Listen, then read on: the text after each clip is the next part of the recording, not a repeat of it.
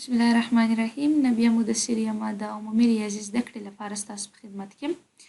راځو موږ په نننۍ ویډیو کې د عددونو جمع کول یا د عددونو یوځای کول زده کوو. څنګه کولی سو چې عددونه سره جمع کړو یا هم یو رقم شیان سره یوځای کړو. راځو په دې ویډیو کې به موږ د عددونو جمع زده کوو چې څه ډول کولی سو چې عددونه جمع کړو.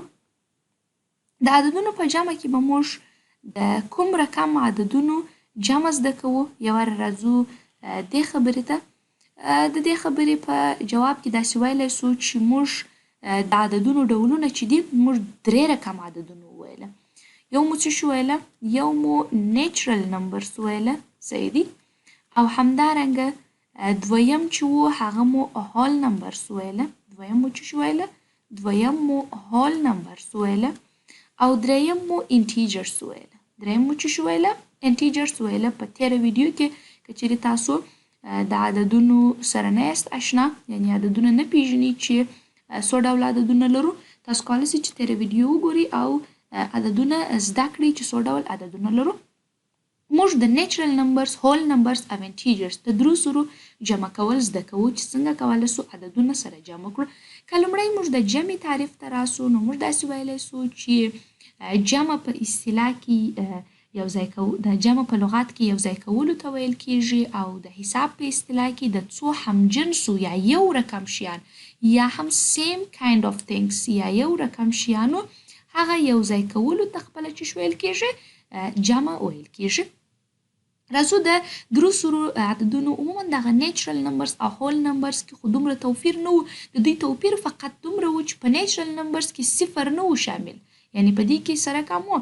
موږ داسې ویلی سو چې صفر چې و هغه په نیچرل نمبرز کې نه و شامل او په هول نمبر کې بیا صفر سره کم و، صفر پکښې کې شامل و. د دې دواړو ترمنځ ډیفرنس توپیر فقط همدومره دی.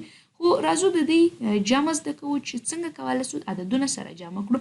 د عددونو په جمع کې یا هم په یوځای کولو کې تر ټولو مهم هدف، تر ټولو مهم څه چې دی هغه دا دی چې موږ باید څو شیانو ته فکر وکړو چې د هغو شیانو د جملې څخه هغه لومړی شی دا دی، لومړی څه دا دی چې موږ باید لومړی عدد تر عدد لاندې ولیکو. لومړی باید څه شی وکړو؟ عدد تر څه شی لاندې ولیکو؟ عدد تر عدد لاندې ولیکو. تر ټولو لومړنۍ یا هم مهمه خبره. او دویمه خبره دا چې د اعدادو مرتبې باید وپیژنو. د اعدادو هغه ویلیوز یا هم پلیس ویلیو چې دی هغه باید څه وکړو؟ وپیژنو. یعنی د اعدادو هغه مقامي، د عددونو هغه مقامي ځایونه چې چیرې دي، مقامي مرتبې چې چیرې دي هغه باید موږ وپیژنو. یعنی یویز، لسیز، سلیز، زریز، لزریز. راځم زه تاسو ته یو وارې د اعدادو مرتبې په لنډ ډول سره تشریح کوم یا هم دې ته خپله موږ نمبر پلیس ویلیو ورته وایو. نمبر پلیس ویلیوز پیژنو چې د عددونو هغه مرتبې یا هم د عددونو هغه ځایي قیمتونه پیژنو، د دې ځایونه پیژنو چې هغه مهم دي ځکه د هغه په واسطه سره موږ دا پیژنو چې څنګه عدد تر عدد لاندې ولیکو او کوم عدد تر کوم عدد لاندې ولیکل سي. د دې لپاره راځم مثلا یو عدد لیکمه د مثال په توګه سره. مثلا دلته موږ عددونه لرو. که چیرې مثلا راسو مثلا د عددونو هغه پلیس ویلیوز ته راځم زه تاسو ته یو لنډ چارت جوړوم، یو کوچنی چارت جوړوم. په دې کې تاسو ته پلیس ویلیوز د عددونو تشریح کوم یا هم نمبر پلیس ویلیوز درته تشریح کوم یا د عددونو هغه مقامي ځایونه درته ښیم. عموما که چیرې موږ نمبر پلیس ویلیوز ته راسو نو موږ چې دی عموما پلیس ویلیو د عددونو هغه ځایونه چې دي لومړی موږ یونټس لرو یا هم په دې کې یویز لرو چې یویز چې ته ویل کیږي.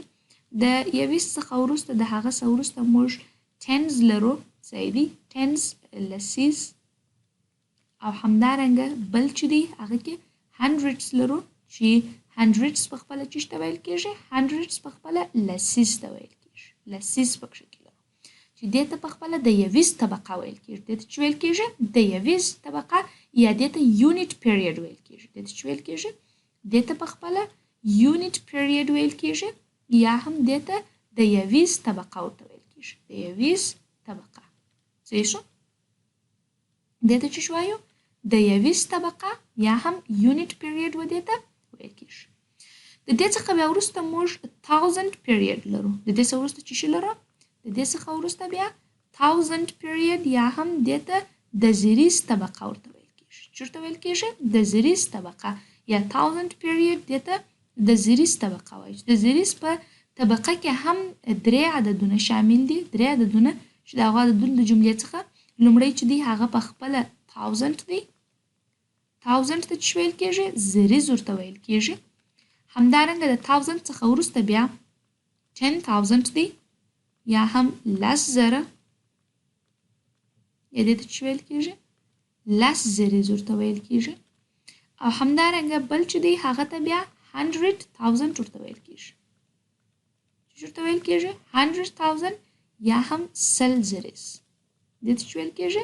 100 زریز ورته ویل کېږي.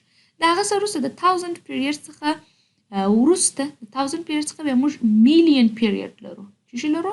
میلیون پیریډز لرو. د 1000 پیریډ څخه وروسته بیا څه شی لرو؟ میلیون پیریډز لرو. میلیون پیریډ یا هم د میلیون طبقه. د چی طبقه؟ د میلیون طبقه. چې په میلیون طبقه کې هم لومړی چې دی په خپله میلیون پکې شامل دی.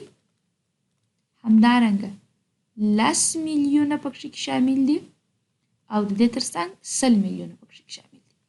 اوس نو لومړی په یونټس کې څه راځي؟ په یونټ کې څه راځي؟ په یونټس کې عموما د یو څخه نیولې ټول یو رقمي عددونه په یونټ طبقه کې شامل دي. یعنی هغه 1 2 3 همدارنګه 4 5 6 7 8 9 ټول یو رقمي عددونه په چی کې شامل دي؟ په یونټ پیریډ. کله چې عددونه د 9 څخه زیات سي یعنی نه په یو رقمي عددونو کې تر ټولو لوی عدد دی. کله چې دا د 9 څخه زیات سي یعنی نور 2 عدد سي، صفر ودې ته اضافه سي، 10 20 30 40 داسې دا څه رقم سي اضافه سي، بیا دا لسیز یا هم ټنس ته رااوړي. کله چې بیا 2 رقمي سي ټول 2 رقمي عددونه په ټنس کې شامل دي.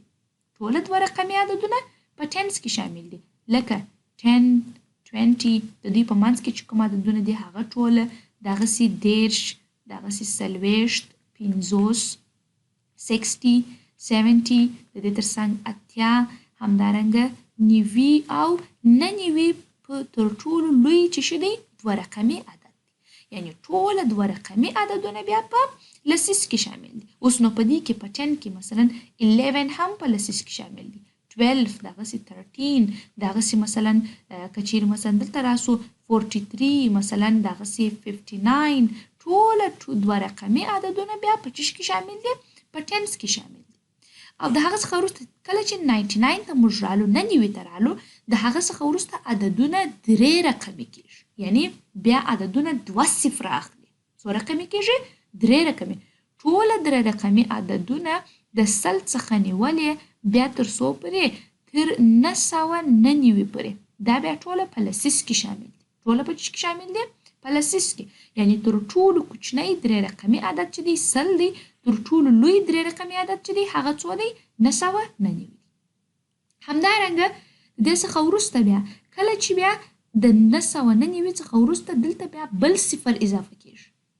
کله چې بل صفر اضافه سو بیا عدد د لسیز د طبقې څخه اوړي د زریز طبقې ته. یعنی تر دا سره کم کېږي 4 رقمي کېږي. 3 صفر اخلي عدد 4 رقمي کېږي. ټول 4 رقمي عددونه بیا په 1000 پیریډ کې شامل دي په زریز طبقه کې چې تر ټولو کوچنی عدد یې په خپله زریز دی یا هم زر دی او تر ټولو لوی عدد یې 9999 یعنی تر ټولو لوی 4 رقمي عدد 9999 دی. کله چې 9999 ته یو اضافه سي بیا د دې څخه 10000 جوړیږي.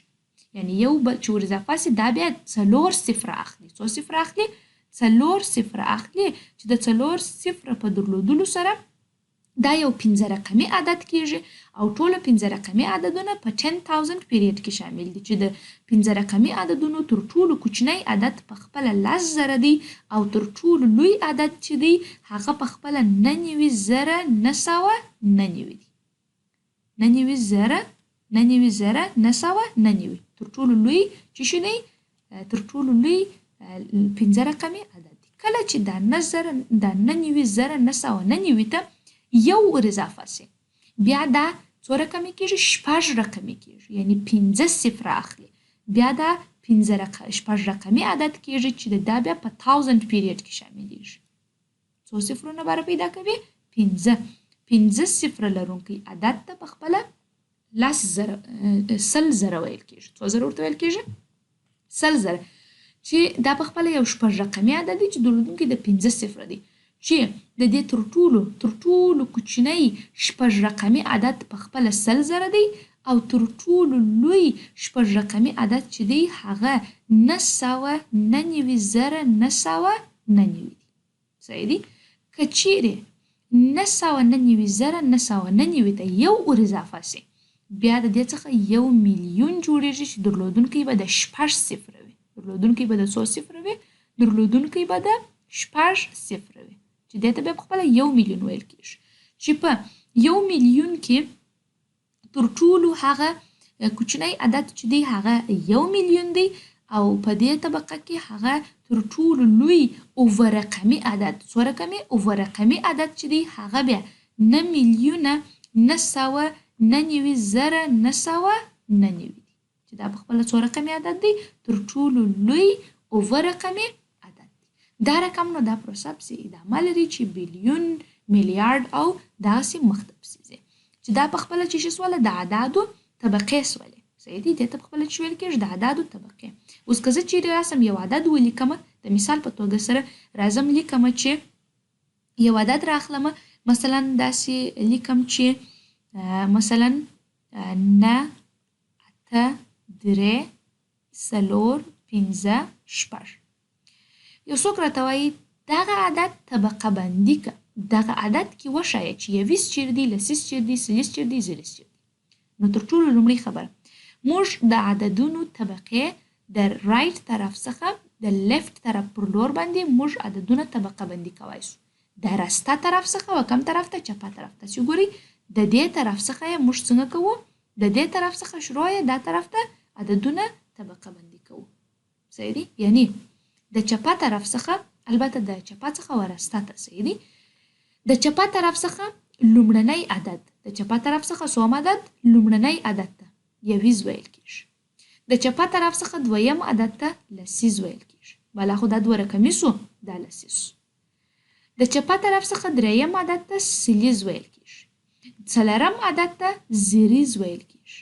صحیح دی همدارنګه پنځم عدد ته لس زریز ورته ویل کېږي او شپږم عدد ته یې په خپله سل زریز سره کم کېږي ورته ویل کېږي د هغسې نو دې څخه وروسته بیا میلیون لس میلیونه سل میلیونه بیلیون لس میلیونه سل بیلیونه داسې نو په ادامه سره نو موږ کله چې مو عدد طبقه بندي کوي د هغه څخه وروسته د درو عددونو د څنګه یې بیا ویلی سو د درو عددونو چې مکمله یوه طبقه کېږي تاسې وګورئ درې عددونه چې کله سره یو ځای سوه یونټ پیریډ وروسته بیا بله طبقه شروع سوه بیا درې عددونه 1000 پیریډ بیا درې عددونه میلیون پیریډ د درو عددونو څخه وروسته د هغوی د طبقې نوم یادوو څنګه مثلا 983 دا طبقې نوم چې شو زریز طبقه 983 450 صحیح سو دا رقم مثلا که چیرې راسو یو غټ عدد ولیکو مثلا داسې ولیکو چې 8 2 3 مثلا 4 5 6 7 2 1 راځم دا عدد هم څه کومه لومړی طبقه بندي کومه اول راځم لیکم چې دا یې هم یویز دا یې لسیز دا یې سلیز دا یې هم زریز دا یې هم لس زریز دا یې هم سل زریز دغسې میلیون لس میلیونه او دې تر څنګ سل میلیونه دوسنو دا عدد ته راسي څنګه وایو اول راځو د اعدادو د قوانینو مطابق د درې عددونو وروسته کامه ورکوو صحیح دی راځم د عددونو د قانون مطابق یې لیکمه اته البته د چپه طرف څخه باید شروع سي مثلا یو صحیح دی دوه راسته طرف څخه شروع کوو صحیح دی دا به راسو د راسته طرف څخه به یې شروع کو ښه راځم لیکم چې 1 2 اوه. د درو عددونو وروسته کاما. بیا 6 5 4 د درو عددونو وروسته کاما. 3 2 8. صحیح شو؟ دا مو سره کم کړله. درې عددونه مو سره جلا. د هغه څه وروسته راځو. د عدد د راسته طرف څخه راشروع کوو. داسې وایو چې 823 میلیونه. 823 میلیونه. کله چې د میلیون طبقه خلاصه سوله د میلیون لفظ ورسره وایو. 823 میلیونه. راځو بیا 456 دا څه شته په طبقه خلاصه سوه 1000. لازم لیکم چې 1000 یا هم زره. 456 زره 921. څنګه یې وایو؟ 823 میلیونه 456 زره 921. دا و هغه مکمل عدد. دا و د اعدادو مرتبه یا هم پلیس ویلیو په لنډ ډول سره. اوس نو کله چې مو پلیس ویلیو وپېژندله، اوس زه دا خبره درته کولی سمه چې کله تاسو دوه یا څو عددونه سره جمع کوئ، نو یویز تر یویز لاندې د هر عدد لیکئ، لسیز تر لسیز لاندې د هر عدد، سلیز تر سلیز لاندې، دغسې تر هر څو پورې چې عددونه وه عدد تر عدد لاندې لیکئ او داسې مخته ځئ. مثلا زه راځم لومړی تاسو ته د هول نمبرز او د دې ترڅنګ د نیچرل نمبرز هغه ایډیشن درته ښیم، جمع درته ښیم. راځم د هول نمبرز او د نیچرل نمبرز د جمع څخه یې شروع کوو. مثلا دوه عددونه لرو، موږ ته راکول سوي دي چې 288,902. صحیح دي؟ 902 عدد جمع کوي د څو سره؟ د مثال په توګه سره دا جمع کوي تاسو د 88,923 عدد سره. صحیح دي؟ نو لومړی د قوانینو مطابق راځو موږ او تاسو لومړی کار چې سرته رسوو هغه دا دی چې یویز تر یویز لاندې د هر عدد لیکو، لسیز تر لسیز لاندې او همدارنګه سلیز تر سلیز لاندې، زریز تر زریز لاندې. دا خو یوه خبره سوه. بله خبره دا سوله چې د دې لپاره چې تاسو دغه سوالونه په دقیق ډول سره حل کړئ او صحیح حل کړئ، نو تاسو د خپل کار د اسانتیا لپاره غټ عدد اول لیکئ او کوچنی عدد وروسته لیکئ. غټ او کوچنی څنګه معلومولی شو؟ هغه عدد چې زیات طبقې ولري یا زیات عددونه ولري، واضح خبر ده چې هغه لوی عدد دی او هغه چې نسبت هغه بل ته لږ عددونه ولري هغه کوچنی عدد دی. معنا دا چې تاسو ګورئ دا یو 15 رقمي عدد دی، دا یو 6 رقمي عدد دی. واضح خبره ده چې 6 رقمي عدد به تر 15 رقمي عدد لوی وي. نو لومړی راځو دغه څو عدد لیکو. لومړی راځو زه تاسو ته دا په ورټیکلي درته ښیم. ګورئ موږ کولی سو چې دغه ایډیشن یا هم جمع چې ده دا په دوو طریقو سره سرته ورسوو، چې یوې ته په خپله ورټیکلي یا هم ورټیکل میتود ورته ویل کېږي یا په عمودي طریقه سره. صحیح دي؟ او بلې ته په خپله هوریزنټل ورته ویل کېږي یا هم دې ته دغه هوریزنټل ته موږ افقي طریقه هم ویلی سو. یعنی عمودي چې ده هغه په داسې ډول سره د عدد جمع کول او هوریزنټل داسې د عددونو جمع کول. لومړی زه تاسو ته ورټیکلي میتود باندې در ښیم. نو راځو دا لومړی دا غټ عدد لیکو 288,902. وروسته راځو د دې عدد یویز د دې عدد تر یویز لاندې لیکو. راځم لیکم چې 3، همدارنګه لسیز تر لسیز لاندې 2، همدارنګه 9، 8. دا سره کم سو؟ د سوال د لیکلو طریقه سو جمع. راځو د یویز څخه یې راشروع کوو. لومړی یویز جمع کوو. 2 جمع 3 دا 15. عدد تر عدد لاندې او جواب هم تر همغه عدد لاندې، دا یې څو؟ 15. 0 جمع 2 هغه 2. 9 جمع 9 18. 8 به ولیکو. 8 چې مو ولیکل، ګورئ مکمل عدد تاسو نسئ لیکلی د سوال تر پای. 8 چې مو ولیکل یو باقي پاتې سوه، تاسو به څنګه کوئ؟ ګورئ په دې کې شاګردان عموما غلطیږي. 18 یو 2 رقمي عدد دی، درلودونکی د یویز او د لسیز دی. صحیح دی؟ تاسو به څه شي کوئ؟ یویز به لیکئ، لسیز به حاصلوئ. داسې نسئ لیکلی چې لسیز ولیکئ یویز حاصل کړئ، نه. یویز به لیکئ، لسیز به حاصلوئ پر هغه عدد باندې چې پسې یې تاسو جمع کوئ. لکه دلته 8 مې ولیکل، یو پر هغه عدد باندې حاصلومه چې زه د دې وروسته زه هغه جمع کوم. راځم یو پر دې حاصلوم. 8 جمع 8 14. یو حاصل و دا یې څو؟ 19. 9 لیکو، یو پسې پر هغه عدد جمع کوو حاصلوو چې پسې مو هغه عدد پسې جمع کوو. 8 جمع 8 14. یو مو حاصلو دا هم څو 19. 9 لیکم یو پر دې جمع کوم. 2 جمع 0 هغه 2. 2 جمع 1 دا څو 3. نو 300 مو د سوال جواب سو. دا سوال مو څه وکړي حل. راځو دغه سوال په هوریزنټل طریقه پسې حلوو، په افقي طریقه سره حلوو. صحیح دی؟ راځم لیکم بیا دغه څخه وروسته عدد لیکم چې 2 8 8 یا 288 902 جمع 88 923 دا به مساوي سي. راځم لیکم پسې دلته هم د عددونو یویز لسیس د دې لپاره چې ابتدایي تاسو شروع کوئ، په ابتدا کې زده کوئ، نو خپل د کار د اسانتیا لپاره تاسو د عددونو یویز لسیس او سلیس ځان ته وټاکئ. دا یویز د عددي عدد، دا یې لسیس، دا یې سلیس، دا یې هم زریز او دا یې هم څو؟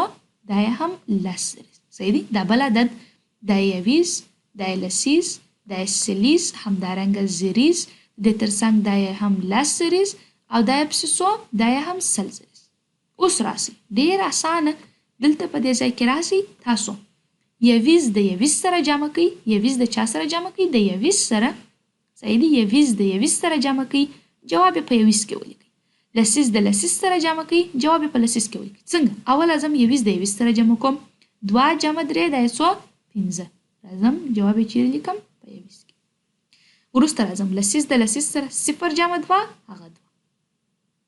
دا څه وروسته پسې سلیس 9 جمع 9 دا یې څو؟ 18.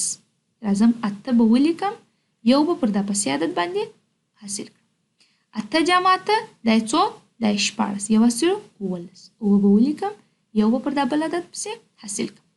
8 جمع 8 ګورئ 8 جمع 8 البته 8 دا به مساوي سي په څو سره؟ 19.